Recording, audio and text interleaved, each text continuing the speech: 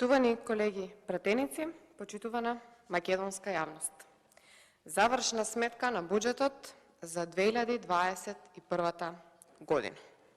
Конечно, можеме да видиме дали она што го зборувавме на Комисијата за финансирање и буџет за време на носењето на буџетот за 2021 година и за ребалансот е вистина.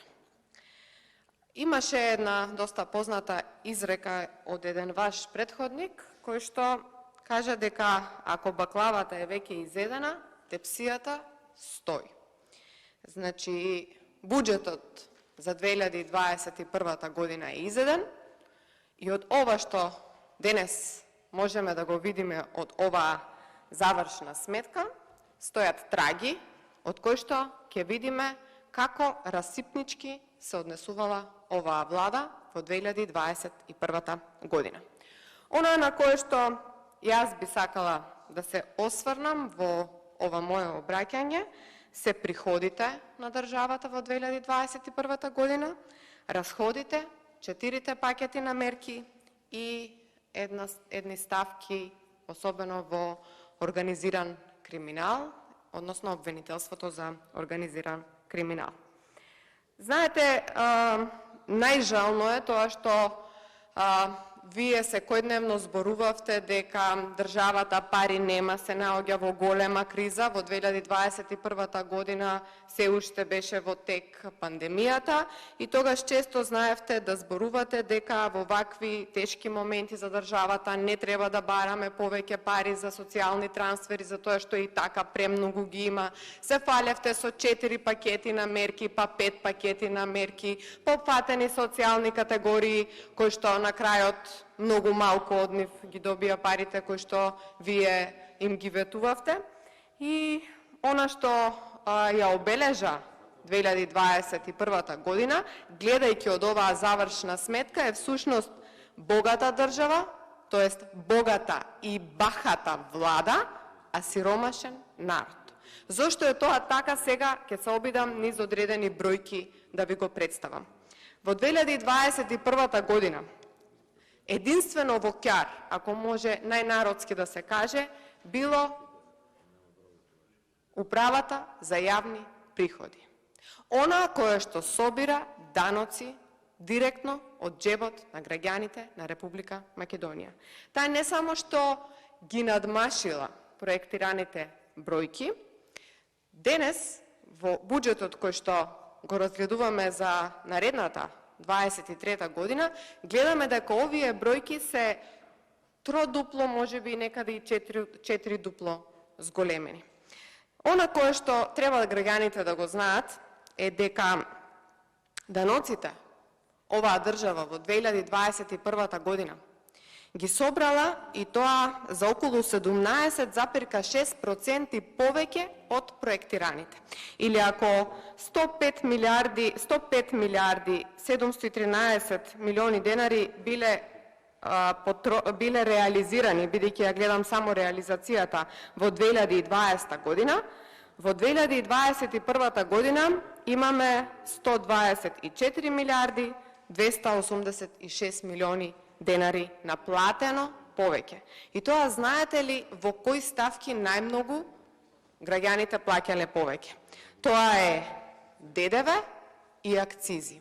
Е сега, дали не сметате дека оправдано било барањето на ВМРО ДПМН и на нашата пратеничка група заедно со коалицијата, кога баравме државата да го намали ДДВ-то, да ја намали акцизата. Во одредени елементи баравме и да се откаже од ДДВ-то и да се откаже од акцизата. Тогаш овие пари ќе останале во џебовите на граѓаните, а немало да се богати државата и во исто време да троши бахато на стоки и услуги, на дополнителни вработувања, на дополнителни плати во администрација, кои што не се потребни. Замислете, она кое што треба да го знаете е дека над 25% е зголемено ДДВ-то или наплатата по основ ДДВ. Уште од тогаш почна инфлацијата. Тогаш инфлацијата беше 3%. Зголемувањето на цените почна уште од 2021 година. Сега на дело од документ со бројки можеме да видиме дека всушност цело ова зголемување на цените во Република Македонија е на грбот на граѓаните и за сметка на државата. Државата не само што собира повеќе пари од даноци, таа во исто време и многу се задолжува. Она кое што треба да го знаат граѓаните е дека оваа држава реално имала пари, меѓутоа не знаела да се справи и да ги вложи истите во одредени работи кои што ќе остават трак. Еве кажете ми, пратеници, колеги пратеници, што остана во 2021 година за граѓаните? Кој е проектот или капиталниот проект кој што го остави оваа влада во 2021 година, а на кој што вие сте горди? И ќе речете дека парите од зголемените приходи, од енормните задолжувања, бидејќи ние сме биле 620 милиони евра, 628 милиони евра во дефицит оваа година, сме ги вложиле во нешто и од сето тоа ние денес гледаме одреден бенефит. Не, државата се задолжувала, заработувала повеќе, во исто време си трошала и тоа многу.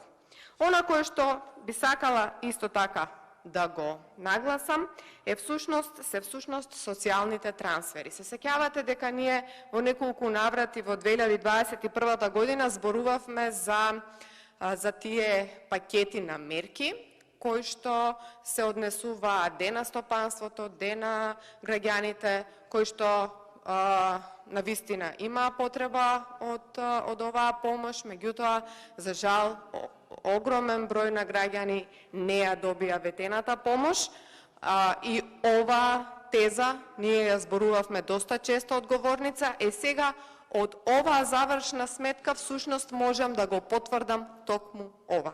Замислете, делот на трансфери како категорија има најголемата номинална вредност и најмногу се однесува на подкатегорија социјални трансфери, каде што извршувањето е во износ од 121 милиарда 439 милиони денари и е за 3 милиарди 640 милиони денари поголемо, тоест за поголемо, тоест 3,1% повеќе во однос на претходната година. Сега за да поедноставам, само 3,1% повеќе од 2020 година оваа влада дала за овие социјални трансфери во 2021 година. Тоа значи дека оние пакети на мерки кои што многу се зборуваат дека ќе помогнат на граѓаните, всушност се реализирани само со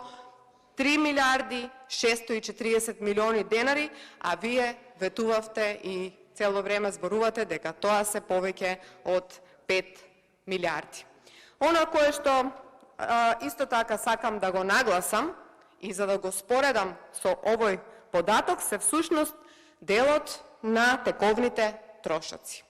За плати и надоместоци се извинувам, реализирани се 31 милиарда и 10 милиони денари, додека за стоки и услуги реализирани се 20 милиарди 110 милиони денари, со тоа што за првата категорија реализацијата е приближна со буџетското планирање и е за 1 милиарда 235 милиони денари поголема од претходната буџетска година. Кога вие зборувавте дека сме во неголема криза, кога секојдневно излегувавте на телевизија да ги полните ушите на граѓаните дека ние сме во тотален колапс, во криза, државата нема пари, вие најмногу пари сте трошеле на плати, на доместоци и стоки и услуги, заради тоа што 8,4% ви е зголемено трошењето на плати на доместоци, а додека 30,4% е зголемено трошењето на стоки и услуги. Со ваква влада, со ваква реализација на овој буџет, не можам да кажам што очекувам од завршната сметка за оваа тековна 2022 година. Ви благодарам.